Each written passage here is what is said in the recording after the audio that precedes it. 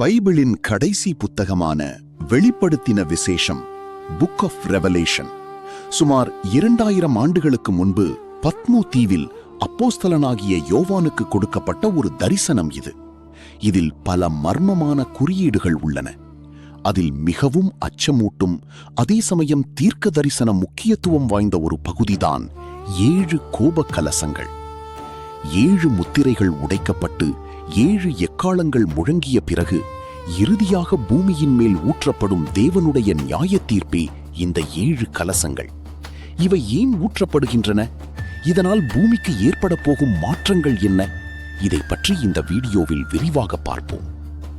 ஆரம்பம். பரலோகத்தின் காட்சி. அதிகாரம் 15 மற்றும் 16 இந்த சம்பவங்கள் விவரிக்கப்பட்டுள்ளன. 7 தூதர்கள் 7 பொற்கலசங்களை ஏந்தி நிற்கிறார்கள். இந்த கலசங்கள் தேவனுடைய கோபத்தினால் நிறைந்தவை என்று வேதம் கூறுகிறது. வானத்தில் உள்ள தேவாலயத்தில் இருந்து ஒரு மகா சத்தம் அந்த 7 தூதர்களுக்கும் கட்டளையிடுகிறது. நீங்கள் போய் தேவனுடைய கோப கலசங்களை பூமியின் மேல் ஊற்றுங்கள்.